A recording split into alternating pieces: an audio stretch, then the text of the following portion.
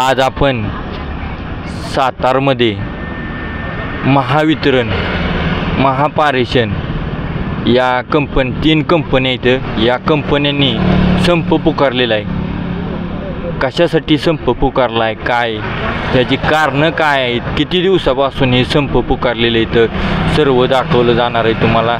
त्यासाठी शेवटपर्यंत व्हिडिओ पहा। विकास नाळे यूट्यूब चॅनल जर कोणी ह्या व्हिडिओला लाईक केलं नसेल तर लाईक करा, शेअर करा आणि सबस्क्राईब करायला सर्वात महत्त्वाचं विसरू नका। चला तर मग थेट जाणून घेऊया। नमस्ते। नमस्ते। आपलं नाव सांगा प्रथम। दिलीप शिंदे, सातारा जिल्हा अध्यक्ष, महाराष्ट्र वीज कंत्राटी कामगार संघ। आज या ठिकाणी संप ह्या संपावर येण्याचं काय कारण आहे? संपावर येण्याचं कारण असं की गेली 15 ते 20 वर्ष झालं कंत्राटी कामगार सातत्यानं काम करत आहे, पण त्यांना शाश्वत रोजगार मिळत नाही, ना पगार मिळत नाही वेळेवर। आणि असं असताना बी तुटपुंज्या पगारावर काम करत असताना अनेक अडचणींना त्यांना सामोरं जावं लागतं। प्रशासन काय कुठलं आम्हाला सहकार्य करत नाही, ना नोकरीची शाश्वती, ना कामावर आलं तर संध्याकाळी घरी जाऊ का नाही जाऊ याची शाश्वती असते। अशा बिकट परिस्थितीत आमचे कंत्राटी कर्मचारी काम करत असतात, पण सरकारला किंवा प्रशासनाला त्याचं काहीच पडलेलं नाही। केव्हापासून हा संप चालू आहे? कितवा दिवस आहे आज? आज संपाचा 3रा दिवस आहे। 5 तारखेपासून आणि 5 मार्चपासून बेमुदत काम आंदोलन राज्यभर सुरू केलेलं आहे। महावितरण, महापारेषण आणि महानिर्मिती तिन्ही कंपनीच्या माध्यमातून 42,000 कंत्राटी कामगार या संपात सामील झालेले आहेत। ह्या संपावरती किती कंपन्या आधारित आहेत आत्ता तरी?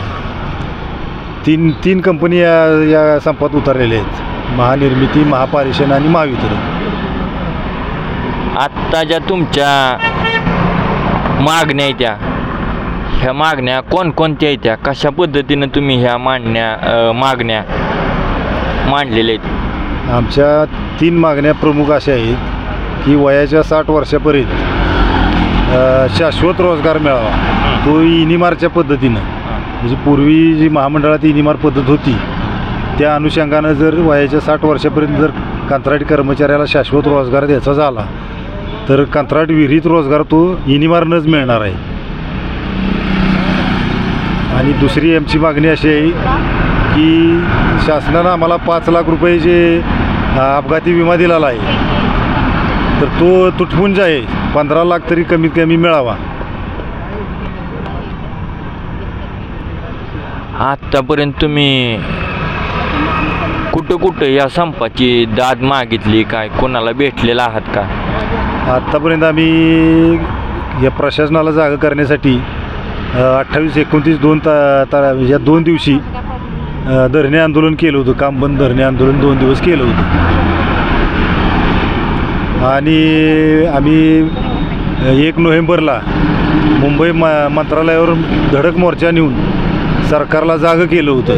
त्याच्यानंतर नागपूर अधिवेशनावर बी आम्ही धडक मोर्चा नेला, पण त्याचा काही दखल प्रशासनानं घेतली नाही ना सरकारनं घेतली।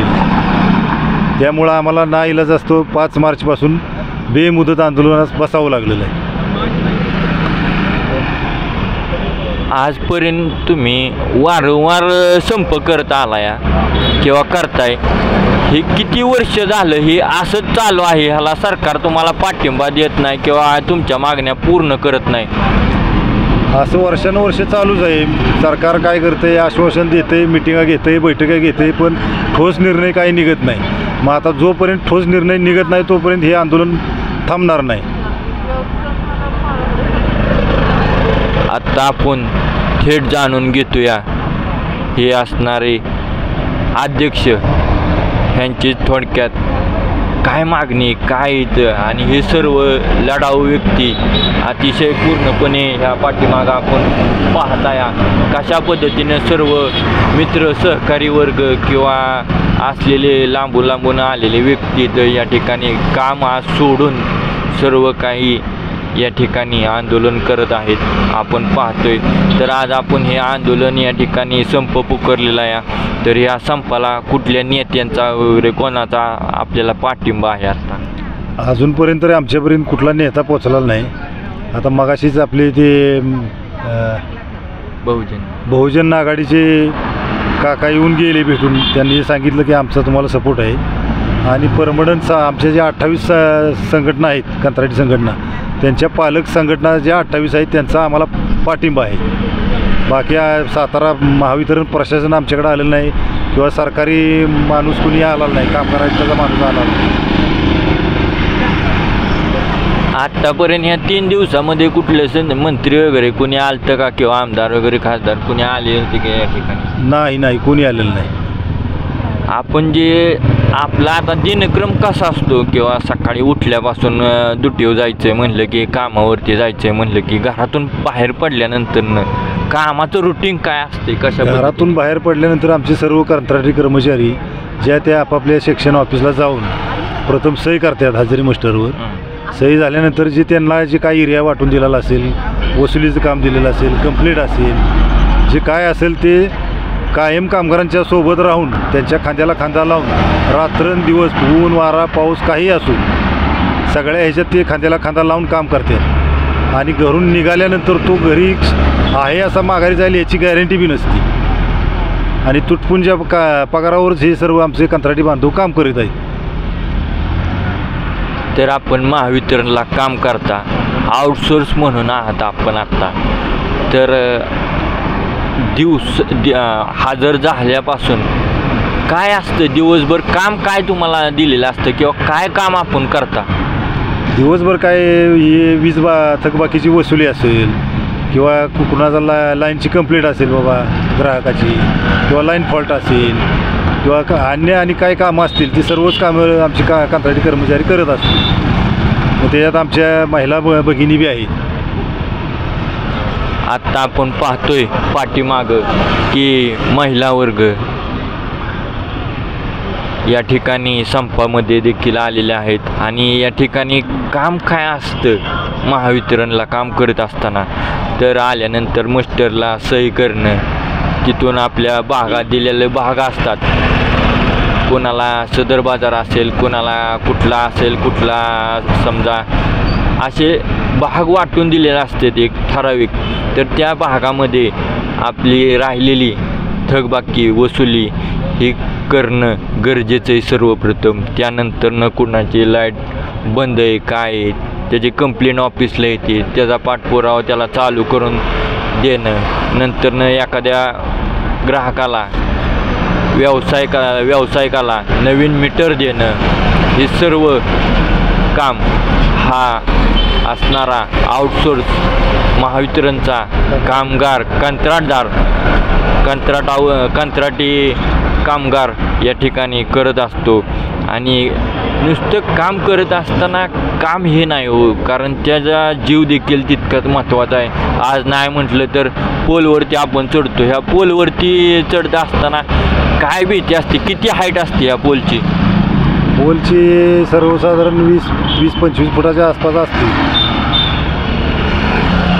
आणि हे महत्त्वाचं, पोलीस, मिलिटरी, आर्मी या ठिकाणी तुम्हाला ट्रेनिंग दिलं जातं.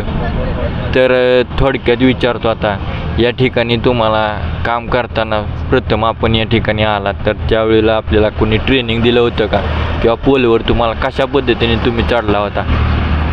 आम्हाला कंत्राटी कर्मचाऱ्याला ज्यावेळेस तो कंत्राटी कर्मचारी म्हणून कामावर पहिल्या दिवशी येतो त्या दिवशी त्याला कुठलंही ट्रेनिंग दिलं जात नाही.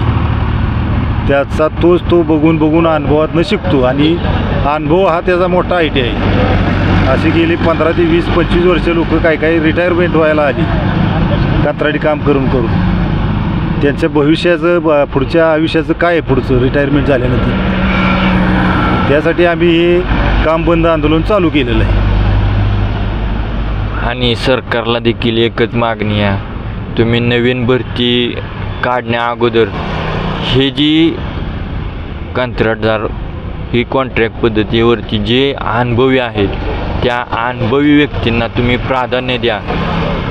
कारण ह्यांना भरपूर काय शिकलेले आहेत, पोलवरती कसं चढायचं असते किंवा काय कुठली कंप्लेंट कशा पद्धतीने काढायची, हे आत्ता जे नवीन तुम्ही भरती जर केली ITI वाले वगैरे, तर त्यांना काय माहीत असणार आहे कशा पद्धतीनं काम करायचं आहे. नवीन विद्युत सहाय्यक जो येतो, कंपनी प्रशासन जेव्हा भरती काढताना नवीन विद्युत सहाय्यक येतो कामावर, त्याला कायम काम कर्मचारी म्हणून त्याला नेमणूक त्याला दिली जाते.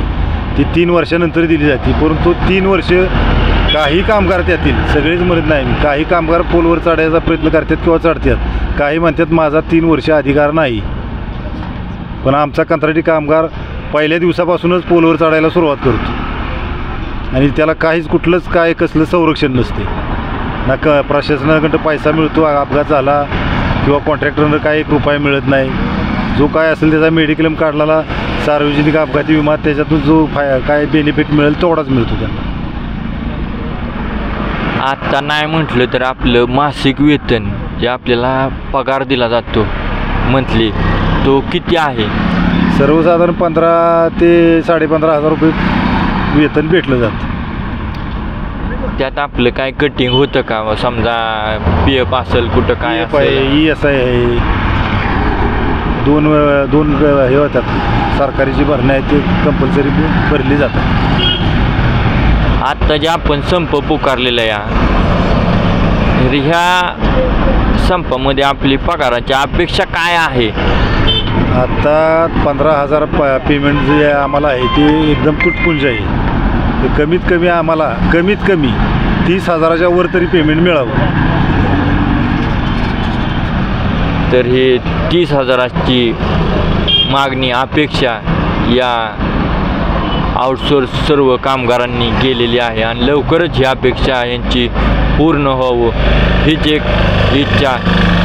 आणि विकास नाळे यूट्यूब चॅनलकडून यांना हार्दिक शुभेच्छा देतो आणि लवकरच हा संप सक्सेस होऊन तुम्ही महावितरणला पुन्हा नव्याने कामाला उत्साही होऊन काम करावं हीच एक अपेक्षा या ठिकाणी थांबतो.